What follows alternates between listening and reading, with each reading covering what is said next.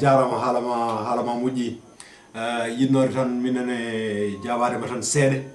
beele no yedno ɓerde ma kam kono daña haqqille ma seeɗa oɗo consul ɓoyani ko ari ɗo henne o ari ɗo tan koye élection ji he pour wadde organiser élection ji ɗi kono kam min kam ko jiimi ko tawa ene serti e ko aranno ɗo ko par ce que ko aranno ɗo ko wonen wonɓe ɗo en ha guitta ɗo en taw min natnodirani mumen min ganda ɗumen oɗo noon nde ari nde eɗi namnare ko holto sénégal naaɓe goni minen o tawi min ko foye amin jooɗi amin ñaama o ari o waɗi présenté hoore makko min ko min woni non non mbiɗa faami goni koye arde koye lawol gonni eyyi joni noon e ngol ɗo lawol kam a yi probléme inondation ji ɗi kanko immima o waɗi organisé hunde e nane tan amin jewtida haw namno min holno wawi wadde haw wawa yiide jamanu sénégal naaɓe wonɓe ɗo henne ɓe foof kala wonɓe ɗo henne waɗɓe dépendre e consulat he beele am wawi yiir ɗumen am wawi yewtidde muɗumen kadi kalnamo kadi caɗele muɗumen ɓe dokkodira numéro aji téléphone taw so dañi probléme no probléme o wawi wade foof so tawi ko probléme kayitaji walla ko probléme kala probléme o wawi wade taw jomum no wawi jokkodirde e makko directement téléphone ɗum ɗen gueɗe fof kam mbiɗa andi kam mbiɗa nana kam amo haala amo wiya amo yiiɗi wadde ko way noon eyyi min noon hande mi wawa jooɗade ɗo tan mi wima gonga ma wat kono kam min nani amo haala kan haala e joni o wi ko omo nelma e consulat mo yiɗi consulat ara e caali jakka o ara ɗo e caali ki d' accord mi famrano noon cikkannomi ko arde ha créé en ko way noon ɗum kam mi nani amo haala muɗum d' accord effectivement d' accord effectivement d'accord ɓaari ko jooɗirde tan o ara ɗo e caali jakka effectivement ene jiyamo yimɓeɓe namdomo question ngaji taw ko en face o jaabo ɗumen ko foti jabade ɓaari france fof hande allah ene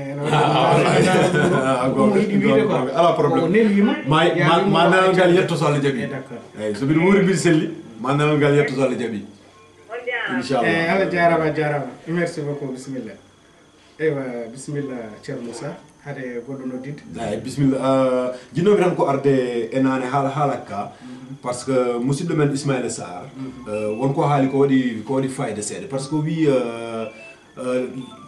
région fof no waɗi cellule de crise mbaɗo fodde immade toon hande Allah waɗi affaire ko wayndani non bisimilla non continue ko wayndani ari yane dow meɗen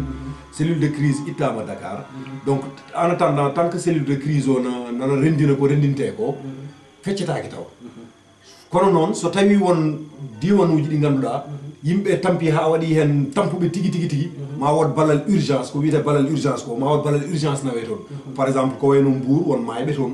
ñanden tan boyani he batte 31 août ɓennuɗo o won mayɓe toon yimɓe tatoma e toon hen ɗiɗo mbiɗa andi ɗumen ɗon hono ko jaam wonko nawa toon ɓe ballitira diwan Casamance ko pareil ɗum sa naati wona information ji ɗi ɗi ganduɗa ɗi sohli ɗum télé tous les jours sa naati internet hande hay goto majjata sa naati internet tan ma yiɗin information ji kono kam min nane e nder toɓɓere nde mbiɗa wima min e kayit mo dokkami o no winda ɓe garit balle ɗe ko le 30 nduɗo le 30 nduɗo so balle ɗe garitama mataw amana ko on saaha balle ɗe puɗɗito feccitede min noon mi joɗaki ɗo henne pour widema mbiɗa yanana balle ɗe ko ɗo mbatte walla ko ɗo mbatte min kalmami tan koko winda ko jiimi ko eyyi min noon somi nangui hen tan nanguirmi hen sibabude ko bandiraɓam par ce que sénégal hande kaalo toon joola kaalo toon sonningue kaalo toon séréer kaalo toon pulaar min fof ko bandiraɓam voilà komi ɓi fuutangue jibinami ko Dakar mawnumi ko Dakar e Mbour ko toon mawnumi voilà komi ɓi fuutanke noon komi mbiɗa haala pulaar komi ɓi fuutanke mbiɗa andi hoore mbiɗa andi to jeeyami kono noon gandiren tan dani ko sen tolnima e jamanu mo ganduɗa enen fof eɗen tampi so goto memama tan goɗɗo memama yen nangodiri gonen neɗɗo goto ƴeewen wadde balle ɗe so tawi a ƴetti ballal ma a neeli galle bamma hayrum ɗum ne yaha sa ƴetti ballal ma a neeli galle koddiɗo ma ɗum ne yaha so yimɓe fof kadi ndendi a wi kadi taade yimɓe ndendi gani noon ustu seeɗa ko joguinomi ko mi weddowo toon ɗum kadi fof ne yaha taade neɗɗo yo walle tan ko balle tan voilà ko balle hay goto fof ɗumdirani hay goto ko balle tan wona ayo bisimilla ceerno bisimilla ma on kire jaam to musidɗo noddi bisimilla ma ko wiide tan aɗum mbese yewtere machallah bisimilla mboto jarna ɓeeɗo jooɗimi ɗon ɓe yimɓiɓe mana ganduɗa hoore maɗe e consulat ko wiide tan émission mbaɗoɗani meeɗi wadde eɗen gaddanode Mamadou Déme woodi ma yiɗo mboji noddi ɗon o yomo namdi Mamadou Déme yo wat feere Macky Sall ara jooɗo ɗon a ɓuuri siftore no woodi o wi noon kanko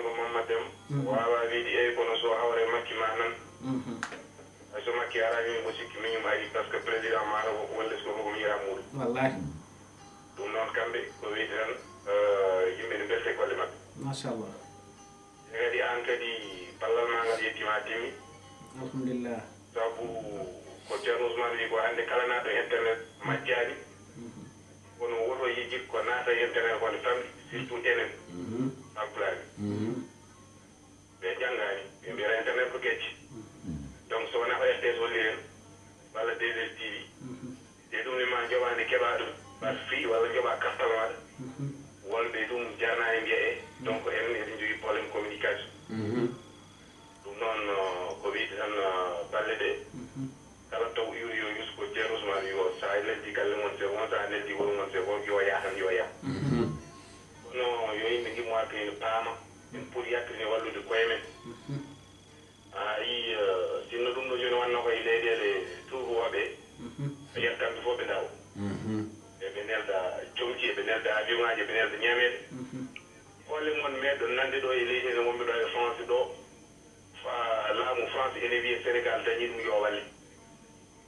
hay dara ko mbatto gon noon kamɓe sago mabɓe yo ilamaro mum to fof olora yimɓe maya baɓe kefto leyɗel men mbaɗen feere kamɓe mbaɗe men ha tiiɗena kadi ne yonti mballen koye men heddo noon ɓe mbi ɗo moni fof aña e yiɗande hoore mum wona añande bandum quoi goto añaji añani dakar enen fof ala ko enen fof koye hannde wonɓuɗo waɗa wawi wini afrique fof hannde tugni koye dakar e oɗo ministre oɗo premier ministre e Macky Sall eno wirni e debbo joguiɗo affaire santé o yeehi mana e nder Dakar ene waɗa prévention ne haalnaɓe honnoɓe ndentorto e ko wayno ne ko way noon caméra ji ne ndewi mum film aji ndewi mum ɗum ne yiɗi yeede Matam ene yiɗi yeede Tamba ene yiɗi yeede Gourik ene yiɗi yeede Beydou Bossi mais so wonti tan ko ɓeega tan mbatte prévention ko ɓeega tan kolle ɗe do hay sinno mana ganduɗa hoore men ede yeehi kono holle kay enen wonɓe caggal leydi ɓe en jiita walla ɓe naata internet ɓe jiita mbiyata a waɗama Dakar noon yejira ɓooyi woni ko addata rento rento kono oɗon janor ko haali ko gonga yimɓe fof sa yi jaɓi Makki ene gandi Makki arde ko yimɓe fof kanko ne haala makko an mboɗo yetta moon fewi kono mo nande politicien seeɗa ba kono noon haali ko kadi gonga sabu ɗum noon fof caali Dakar waɗi feere ha yimɓe kadi woni e formation machallah eyi enen ɓen mankira communication ɗum noon mboɗo wiyata dal mboɗo yetta ceerno ousmane e musidɗo gonɗo jarama ko jayi jarama e kadi yimɓe yo jog golle kono noon woni jeƴƴi ten ko enen kaani wallude koye men gonga wawi wadde seeɗa Makki wawi wadde seeɗa machallah wallahi gonga men ha tiiɗi saha o yuɗɗi wallahi gonga kalɗa donc ñamdi yimɓe goɗum ɗo jarama jiɗa andirinɗoma a jarama jarama merci beaucoup ceerno Ousmane a yi yewtere nden wayi yimɓe ɓe ɓe cohli nadde no feewi bon kadi ko ni yimɓe jiiɗi mbaya gonga yimɓe jiiɗi ko ummade e gandanɗa hoore ma tawa mbawa yewtidde gonga yimɓe jiiɗi hankkadi no ko yewtidde mbaɗa débat ji démocratie goto foof haala miijo mum goto foof haala no yiiri tawa so gasi tan en anda gasi mais goto foof haali kono miijori gonga bisimilla waaleykum salam rahmatullah ala an pulla majji pullo eyi wadde mi majji mi yiitama pullo kamara no mbaɗɗa ɗum ko geɗɗe tan ɗe gandanɗa hoore ma tan ko kalɗeten ɗo ko joni natɓe kello hay paɗɗeɗe ɓostani bisimilla mbimi tade Allah waɗi kam mi ari kadi ɓe tawi kam gasani wallahi gasani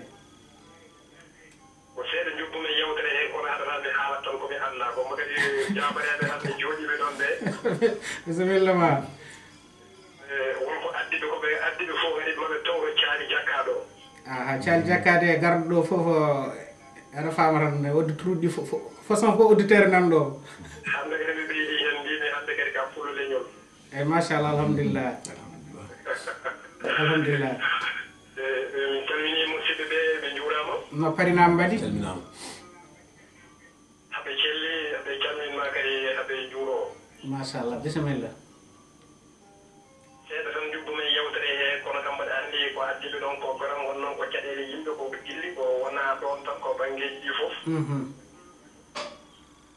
e ko enen haaloɓe e wonɓe ɗo ɓe fof ko so tawi caɗeele ngoodi won tan il faut que enen fof ngummoɗen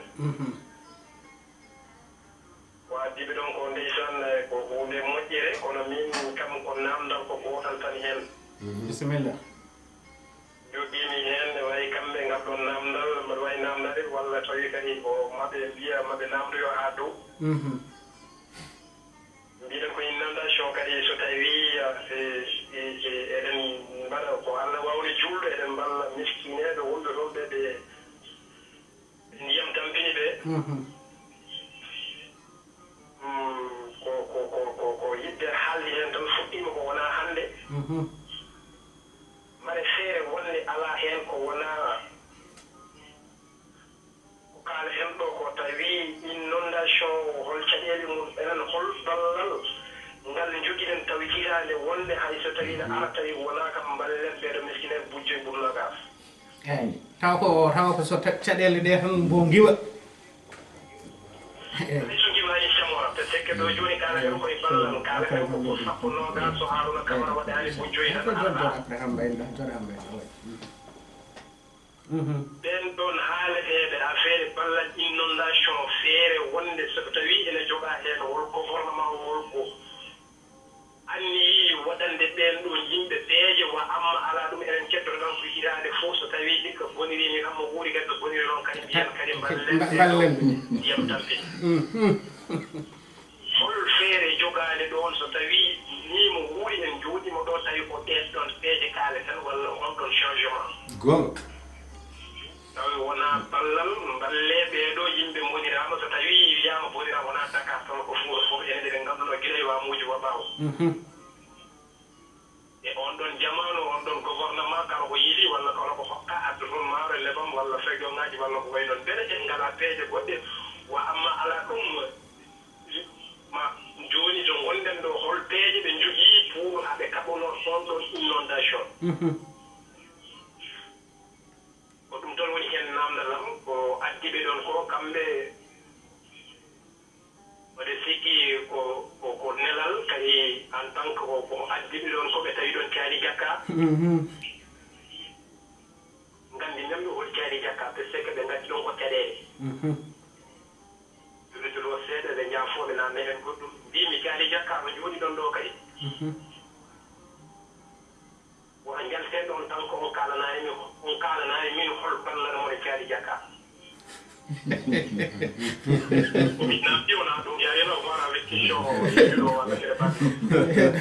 bisimilla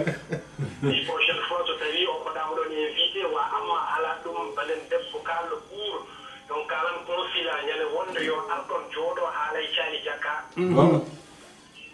hollanir jogen ɗon caali jakka andiraɓe salmini on joni garmi wonoɓe nadde e daba goɗɗo mo ɓe annda wonno ko jottanɗanmi diallo o machallah pullam on calminama on juurama Allah jarama min beltinima parinaɓe foof jarama ande machallah jarama ceerno Ousmane a nani ide mo addi o bisimilla pullo gonɗo e ɓoggol bisimilla kuppi mi nani haala makko min caggal nelal manifestation batteɗo organisé samedi paaɗo 6 heures Cocrioville o caggal ɗum min komi citoyen sénégalais comme enen foof komi pullu comme enen foof donc minene kadi mi jogui hen miijo par ce que min de affaire nde fuɗɗi nde mbimi ko ɗum ɗo joni neɗɗo sa hoɗiɗo lawol ɗo ndiyam rewanno so ndiyam arti ittata ɗon wona gonga hono ɗiɗo probléme aji so mbaɗi ko lawol no posiri question makko woni no addiri question woni ko lawol yimɓe namno holno mbawi wadde ha ɗam ɗo ndiyam wasa tambinde ɗumen ɗo ko toɓata ɗo enne ndiɗo leydi ko to feccere feccitinde muɗum toɓata ɗum Afrique mais ɗo en amen taw yiri no waɗi probléme pourquoi par ce que koko ligga eyyi ɗum noon addi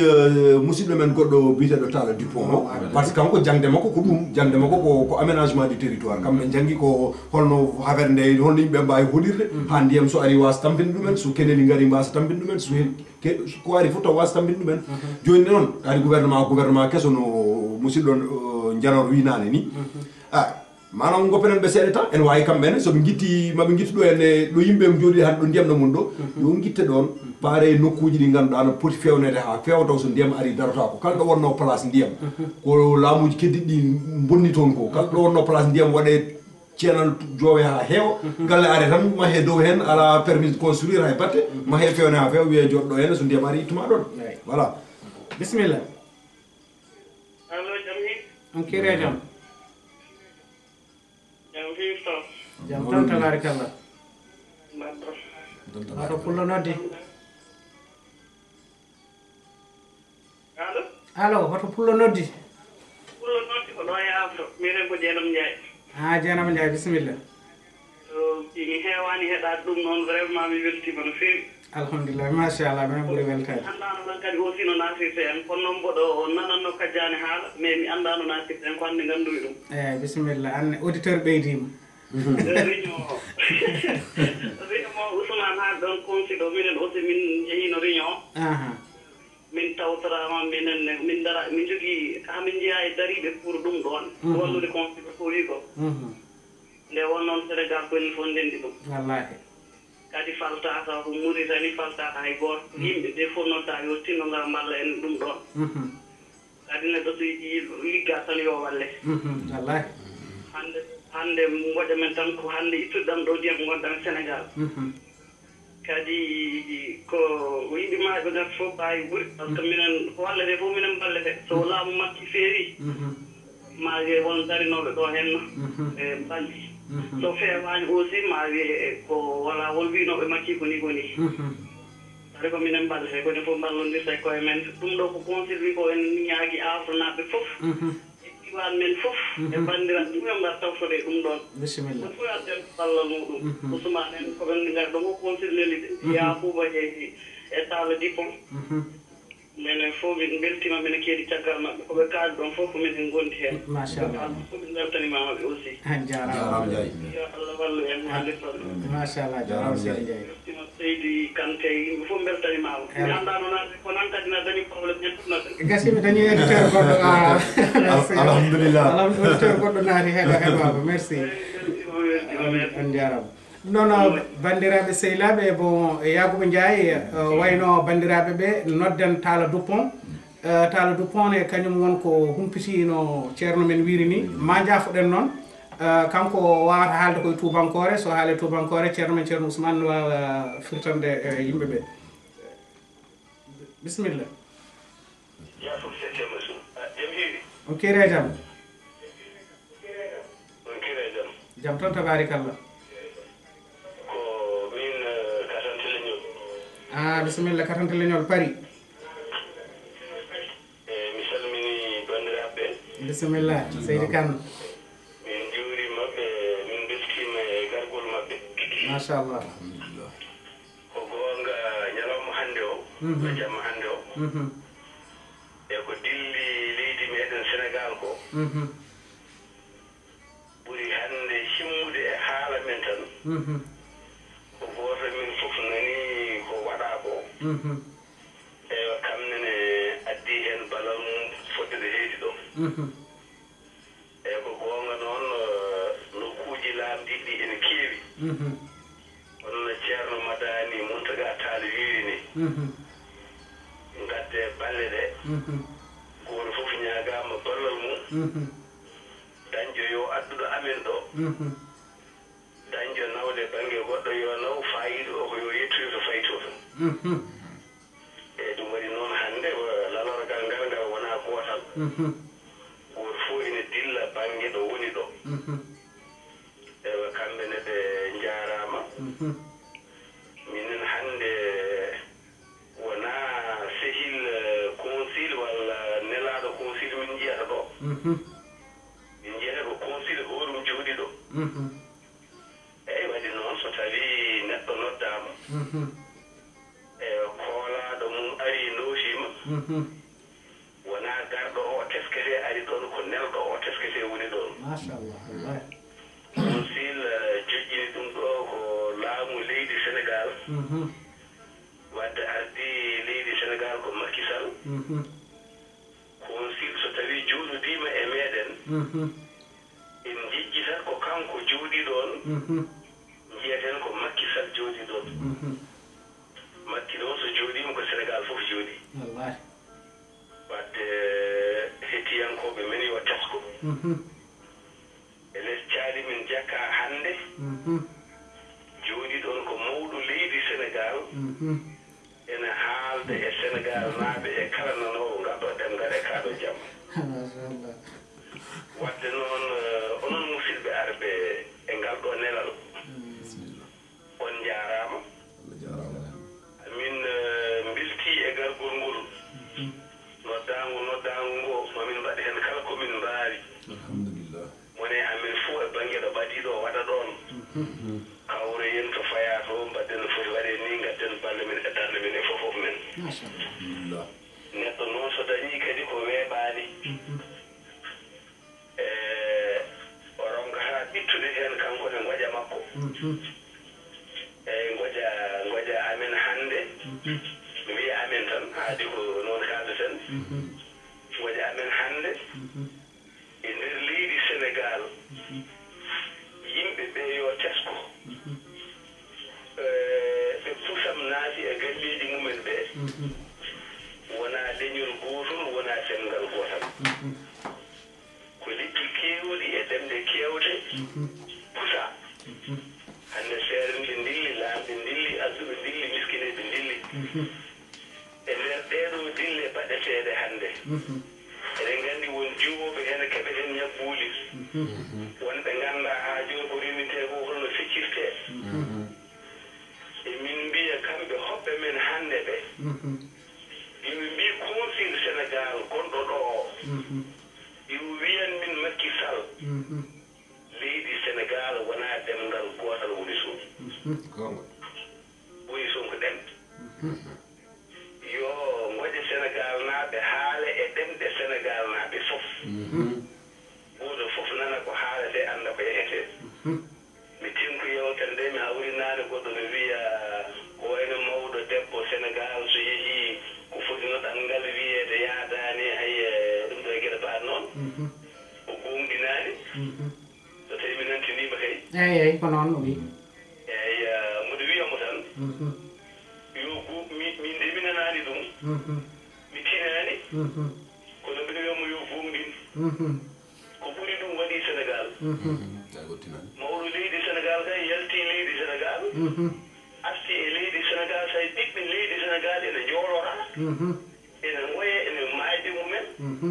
ene ngoya jawɗeele mumen yetti haali ɗemngal farayse yimɓe nani fari heen ɗemngal jonta hal jiɗi fiɗde to lakka mum fokkiri on so waɗi noon so debbo mum waɗɗa ko ɓurɗum namnoo ko ɓuri ɗum ene wona Sénégal haade ko ɗum ɗo ari e nelalam heen min mbiye consul gonɗo ɗo yo anndu fedde nana e leydi heewi e ko fedde posal ɗemɗe nginndi Sénégal winnditiinde noogaas e joyi ɗemngal e ndeer leydi Sénégal mbaɗii seppuuji ko wiyetee manifestation ŋaaji haa mbayno leydi ndonkii jaabeede gila e laamu Abdoulaye Wade haa yettii laamu Macky Sall to baŋnge leƴƴi Sénégal potal ɓamtaare leƴƴi Sénégal hay sinno Abdoulaye Wade yehii Macky Sall lumtiima yehii ko Abdoulaye Wade mo teewi ƴiiƴam o kono miijooji ɗi warngo ɗemɗe ɗe Macky Sall hay batte ala he ko wayli bisimillah sukuña ko neene ko ɓiɓɓe yumma kaaldata ɗum fuutanke waawaa ɓurde mi yidde Macky Sall kono hay batte o gollaani e ngal ɗo gollal to baŋnge ɗemɗe baŋnge ɗemɗe bisimillah Macky hoto hul ko Allah kañum Allah resdi ɗum leñol ngol resdi ɗum leydi ndi yo haal ko waawi ko jaafoɗo wonaa ɗum woni toɓɓe mbo yidde naanude heen ngoƴa ko nelal tawi o naattii leydi Sénégal yo wii Sénégal naaɓe ɗemngal farayse ngal kuutoto ɗemngal o haala jaadiyankooɓe mbinda jeno walliimo kanko ko famɗi pop omo nana e Sénégal kam ɗemɗe tati omo nana Pulaar ɗemngal neena makko e ɓaam makko omo nana Séeréer ɗemngal korɗo makko jom suudu makko omo nana Jolfe ɗemngal koddiiɗo makko o ga dañii fartañe hay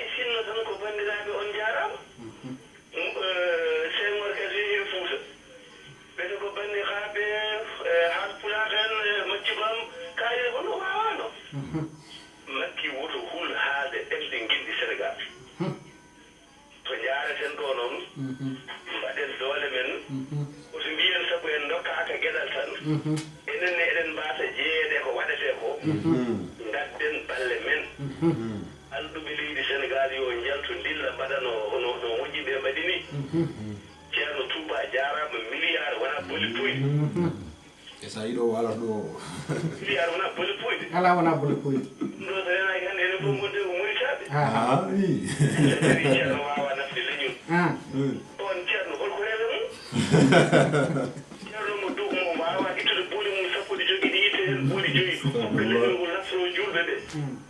on so wiide duwono ma nana aljanna wona gonga jarama pour mo tawi jungo makko o wawa rendude ma so wimo rende ma banggue goɗa wona gonga ɗum noon mbatten hakkille e ko adda ko bandiraɓe jarama en beltima e gargol mabɓe machallah Allah jarama dene wawi duwa o jaabe ko sigo jooɗoɗo kuccidirede muɗum gandi ko ɓiɗɗo leydi ndi andu ko leydi ndi yahata so are men wona haare wona dogo wona jeddi ko yewtede renɗo ngo o faamu ko renɗo ngo yahata renɗo ngo faamu enen fof jiiranima e baaba golloɗen Sénégal golloɗen Afrique golloɗen leyɗele meɗen on jarama gaccannon mi hakkille jarama pour merci a jarama a jarama ɗum ɗon bandiraɓe Yacouba Ndiaye e wayno bandiraɓe ɓe nodden Talla Dupont ko keddoruɗen e hojamaji ko kanko ne wooda ko famni bandiraɓe ɗum noon bisimilla Yacouba. Bon, bandiraɓe mi salmini moon qui me fait le temps pour l'émission. Et tout ce que j'ai à dire, j'encourage à vous de continuer sur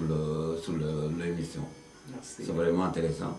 Et c'est un homme de confiance, je confie de lui. Merci. Je crois que ça va pas arrêter là, Inch'Allah. Inchallah. Assalamu alaikum. Merci a jarama Ndiaye. ɗum noon eɗen bismo Talla Dupont.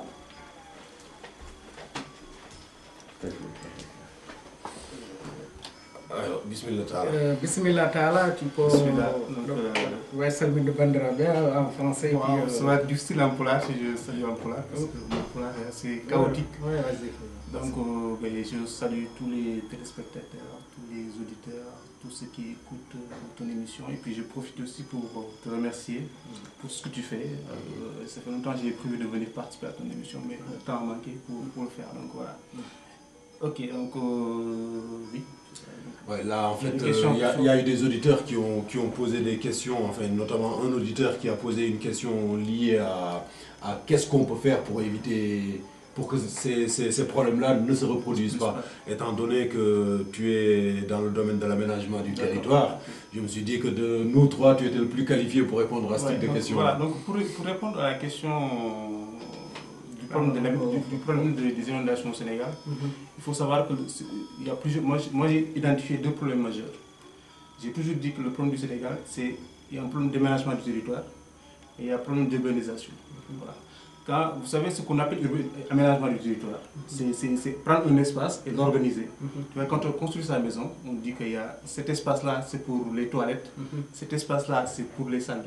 c'est pour le salon, ça c'est pour les chambres. C'est pareil, quand on a un espace et qu'on veut investir là-bas, qu'on veut mettre des gens là-bas, on dit que cet espace-là, c'est pour habiter.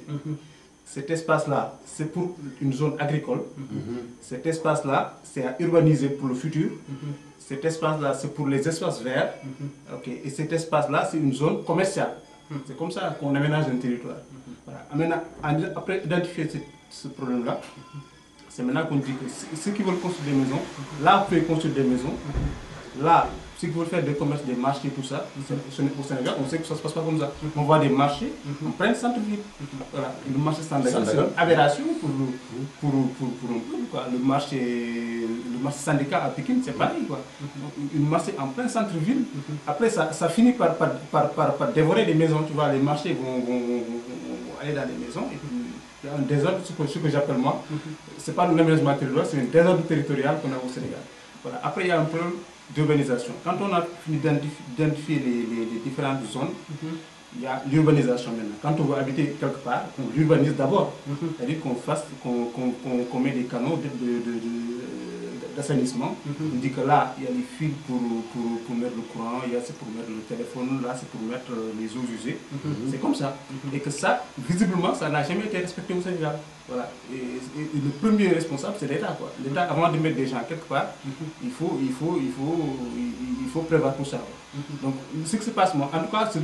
l'exemple de Dakar. J'ai entendu, peut-être, je ne comprends pas beaucoup là, mais j'ai entendu ce débat, est-ce que c'est d'une seulement dit à Dakar. Sur ce que je peux dire sur Dakar, quand on voit le territoire du Sénégal, il est déséquilibré. On se rend compte que sur 0,30% de la superficie du Sénégal, habite 25% de la population. Ça, c'est une aberration. C'est nulle part dans le monde. C'est surchargé. 0,30% de superficie à Dakar, c'est 0,30%. Habite 25% de la population, plus de 4 millions. Ça, c'est pas tenable. Donc la solution, elle ne peut pas se faire en court terme. Elle ne peut pas se faire aujourd'hui, pomper des eaux. Ça, c'est l'urgence. Mais la question fondamentale, c'est de déplacer le centre de gravité du pays, déplacer de Dakar vers l'intérieur. Voilà. Comment faire maintenant? Maintenant, c'est ça la question que doit répondre le gouvernement du Sénégal. Prendre des mesures courageuses, c'est-à-dire déplacer des populations, déplacer des zones d'activité dans l'intérieur du pays. Toi, tu connais bien Mbour, Mbour, il y a des zones, à Pekes, c'est des espaces que tu peux utiliser pour mettre des gens là-bas, pour déplacer des gens, éviter que les gens qui viennent de Kaolack, de Diourbel, tous se ruent vers Dakar. Il y a une seule entrée à Dakar. Tous se ruent à Dakar, c'est pas tenable ça. On ne peut pas tenir comme ça. Quand tu prends ici en France, tu prends l'île de France, tu vois comme c'est ouvert, il y a des différentes portes. Tu peux entrer n'importe où. Tu peux entrer par le nord, par le sud, par l'est, par l'ouest. C'est comme ça. À Dakar, tu rentres que par Diamniadio. Voilà, et puis il y a aussi le non-respect il y a des codes au Sénégal, des codes de l'urbanisme. Là, il ne faut pas construire des maisons, on ne respecte pas. C'est une question aussi liée à nos comportements, à nos comportements civiques citoyens. Les gens ne respectent pas tout. Voilà, c'est ça. Quand on voit l'exemple de la foire de Dakar, il y a où devait passer l'eau. En Wolof, on dit que l'eau de Bayon. Là où va passer l'eau, il passera là. Et à la foire, c'était l'exemple. L'eau devait passer par là, les gens ont mis des habitations. Et fondamentalement, quand il pleut comme ça, il passe là-bas. Voilà. Le problème il est là, mais le problème général, c'est ce que je viens de dire, c'est déplacer le centre de gravité de Dakar vers l'intérieur du pays, faire en sorte qu'une nouvelle capitale, ça se fera peut-être sous 5 ans, 6 ans, une nouvelle capitale, pourquoi pas, une grande capitale, de grands investissements. C'est comme ça que le problème sera résolu. bandiraɓe sehlaɓe so tawi wonko pamɗon ko haali ko koye tubankore o haali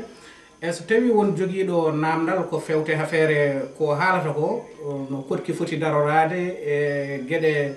ɗo ndiyam foti rewde so tawi won joguiɗo hen namdal ene wawi werlade namdal mum hasinno koye Pulaar ceerno Ousmane ene wawi firtandemo haade men uddude émission o inchallah ɗum noon bandiraɓe sehlaɓe so tawi kadi wonko joguiɗa hen haade wodde nodduɗo pour jokkude tan ko taala haalata ko min on banggue wona toro jangdam te kadi ha hande mbiɗa andi kam ko hayso ko seeɗa mo janggumi o kam mbiɗa andi kam ko haali ko nan ni par ce que nokku sadi maha ɗum hono no nokkuji men ɗi mahirani ko haali ko gonga enen mbaɗani respecté loi ji ɗi no foti waɗirede ni te kadi ardiɓe ɓe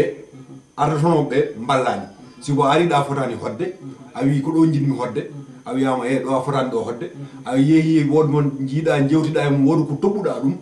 hokkuma kayit gara koɗa ɗon janggo so ndiyam ittima ɗon kan toñi hoorema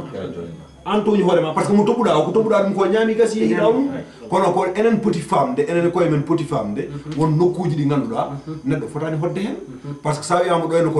ko lawol ndiyam ko ndiyam jeeyi ɗo henne mais ɗon hay goto hotta ɗo wona so tawi no ari a wiyama ɗo henne ko volcan woni ɗo ko jeygol woni ɗo ɗon hay goto hotta ɗo par ce que jomum no andi ɗo so hoɗi ɗo henne so jeygol ari ɗon so tawi ɗum ɗon moƴƴani kono wiite ko ndiyam nawɗi barke wona eyyi gonga noon no waɗi barke kono kam neɗɗo kam yo reno kam ko ganduɗa ene lora ɗum te kadi ardiɓe en ɓe soɓe jinno fewnude hande sa ari nokku a wi oɗo nokku ɗo foti hoɗede eyyi so ɗo foti hoɗede joni ƴeewen no guitirɗen ndiyameje toɓoɗe kam so gari poti nawrede enen hande Sénégal kala maaɗo toon aɗa jogui fosse septique doucement cabinet ma ne jogui fosse gasaɗo nan nder leydi mais oɗon ɗam ndiyam wattaki traité wattaki batte normalement en galano kam doole kono kam hande sa foti wiide aɗi maha ko fotidani yo impôt ji mbaɗe par ce que ko nan joni neɗɗo ƴettata no toɓɓa goɗɗo ko ene hokka ɗum kayit so tottino ɗum laamu ngu walla so impôt ji mbaɗanoma rewnama ɗum foti rewede ɗo henne mahama fewnama ha fewi hande hay probléme goto watta kono mbirumami nan tan ɗeɗo leyɗele ɗe gonen nder muɗumen eɗen mbiya ñande fof koɗe liggade pourtant gandal gongal ɗo ngal hannde ngal yettima en par ce que hono oɗo taala jooɗiɗo ɗo ko jangguiɗo ko min domaine am ko janggumi ko hono amen tan goni toon to Sénégal to mais pourquoi ganda ɗeɗo ɗen min on tan mbiɗi yiɗi ɗum yewte ɗo less caali ɗo par ce que waji ɓenan ɗo ene heeɓe no jangguide amen no kooti ɗo henne ko mbaɗanno ɗo ko no jangguiri ɗo en ni wona ɗum nawti toon ɗum wona lawol donc noon il faut min tawde mi yiiti caaliki mbiɗa andi caaliki mi ɓoyen joɗat ɗo en inchallah par ce que ɗum kaɓeɗen machallah voilà ɗum noon en mbino yewtere nde so tawi nde ari hande seɓɓitima seeɗa eɗen jogui ceerno men Ismaïla Sarr ko yewta ko foof aɗa andi so hunde yewtama ha gasi ala saago woda ɗo tonga joni noon haade men sertude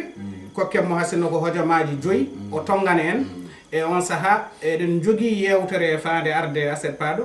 kabren yimɓeɓe hol nden yewtere no foti wade ɗum noon bisimilla ma ceerno Ismaïla Sarr tongana yimɓe yewtere nde ko haala hen eno pamruɗa mbaɗa ɗum tan synthèse ko ɓuuri yawde ɗum noon amin mbima bisimilla aɗa sabba yewtere nde nde gardi machallah eywa gostodire kewɗe dañama hen en nani 1 noddago machallah ko nodda hen ko foof goto hen foof rokki ko miijino hono no pamreten tan en jooɗoraki ɗo ñaawde ko wonata e ko wonata jooɗorɗen ɗo ko rokkude haqqillaji men wonno kala ko neɗɗo itta haqqillami koko goƴe mum en keeɓi noddago arwanigo Ismaïla Mbodj haala makko ɓuuri yaarude to banggue goƴa fuutankoɓe e weysindede mumen eyyi so tawi laamu ngu hiisaki fuutankoɓe ina wayno kam e wondiɓe makko walla ɓe o faami maɓɓe mballuɓe mbiyaade ɓe mballata kono soɓe mballiɓe haqqillaji mabɓe ɓuuri nanngude ko yo ballal ngal ya fuuta eywa en noddiɗo en dañiɗo noddango Hammadi Guet eywa Hammadine haali ko faati e banggue caɗele pusgu ngu seddi men kañumne ko daño caɗele to banggue Fouta kono kañumne kadi haɗani ballal ngal en noddi en dañi ɗo noddago Tataɓo hono biyeteɗo Chérif Ndianor eyo Chérif haali ko yi to banggue pusguji ɗi to banggue balle ɗe to banggue wattude laamu ngu haqqille mum e yiilade e nder Fouta wayno biyeteɗo Aboulo en fondation joom suudu mawɗo leydi ndi kanko no haali hen ɗum yen tinno muñen sohlaji ɗi mbawa gasdude e waktu goto eyyi kono to banggue wattande haala makko o nawri ɗum to banggue politique nde wonno o wattinde haale ko minen imin eyyi ɗum noon ene wayno yaaɓe ɓe omo wonde mumen miijoji ɗi omo rende mumen ɗum eywa Ismaïla Mbodj noddiri ɗo wattandi ɗo holliri ko haali ko e ina wayno kañum ɗum woodani eyi yo Chérif Ndianor noddiri laɓɓitini haala ka no yinno haddude ni machallah eywa Ismaïla Sarr kañum ne noddi holli hen yiyande mum holli so tawi balle dañama ɗo poti rewde e heedi heeɗa wasa wadde hen kono cillel li noddi waɗi jeeɗiɗo cillel ne addi waaju wallahi addi hande ko woni hen ko yo wonko yimɓe ndeni e bande jabtodirde sinno kuccana golle ɗe machallah ni nelal noon faade consul o ina yiɗi consul o hollira hoore mum jokkondira e banndiraaɓe wuurɓe e leydi ɓe ewa jeetaɓo o mi nanaani inɗe makko kono o wi o noddi o woni koye laawol eyyi eywa o wi noon kanko ne o timmitini ko haala ko ko faati e bangde banndiraaɓe jeyaaɓe ɓe ɗum noon yo yimɓe tinno mballa ɓe jeenaɓo ko Pullo Camara kanko ne omo timmitini e ko faati e ko haala ko affaire puskuuji ɗi eyyi o jokki haala makko noon eywa wonde arɓe ɗon ɓe yo tinno kañumen mbasa yejjidde Caali Jakka eyyi tinno mbasa yejjidde ballal mumen e Caali Jakka biyeteɗo Dieynaba Ndiaye yo one timmitini haala ko ceerno Ousmane fuɗɗorina ko batuuji mbanno ñaagaade balle wadde ko wayno fijirde taw mbeɗen no fota yimɓe ɓe eyyi kanko ne watta haala makko o naanni hen politique sabu o wi ko eɓe daari darde wallude Macky Sall e yo biyeteɗo katante leñol ne noddi katante leñol ne timmini namnanode ɗe holli jaaya o jaaya ko yimɓe fof denndaangal wuurɓe Dakaru e wuurɓe Sénégal ɗum noon ko ɓuri tiiɗde hannde ko tuggude ko seernaaɓe ɓe noddi ko e ko banndiraaɓe wonɓe noddi ko ɗum noon yo yimɓe tiinno mbatta hen hakkillaji mumen o gaynide haala makko noon ko ngoƴa makko ko jiida e yewtere hannde nde eywa jooni noon hono biyereeɗo Talla caggal nde o salmini yeeɓoɓe ɓe eywa kanko ne o holliti hoɗorde ko ma heblane saɗa hoɗa e nokku koma ƴeewa nokku o ko haandi ɗo ko galle darroɗo e nder galle o ɗo ko ɓuftorde ɗo ko heblorde eyo nokku kadi so tawi a heeɓi ɗum a seerndat nokku koɗeteɗo e nokku demeteɗo e nokku gaweteɗo leɗɗe eyyi o holliti kadi caɗele wuuro ngo wonde ko yimɓe ɓe netanaki gurdam ɗam ina koɗa ɗo foti hodde koɗa ɗo fotani hodde ɗum noon moƴƴi hen ko laamu ngu wakkilo fellita waɗa doole eggini yimɓe ɓe honno ɗumen ɗum moƴƴi fewnita wuuro ngo no foti fewniterede machallah eyyi ko ɗum ɗo wonno yewtere men hannde ina wayno ko ɓuri heewde e nodduɓe kañumen fof nooti ko ballal ngal kala e mbaadi maggal e ngal foti wallede eyyi ko ɗum ɗo woni ko timngal men addanno en alhamdulillah machallah on jarama yewtere nde waɗi fayida e kala ko yewta gasi ene haani waɗede yuɓɓinede ande no yaari ɗo mi sikku yimɓe ɓe fof paami no yewtere nde yaari nde wonno e nder téléphone ŋaji yimɓe mbawi haalde ha gayno kono ɗo goto fof ko haalno yettinama yuɓɓinama joni monsieur Talla Dupont e ceerno Ousmane Ba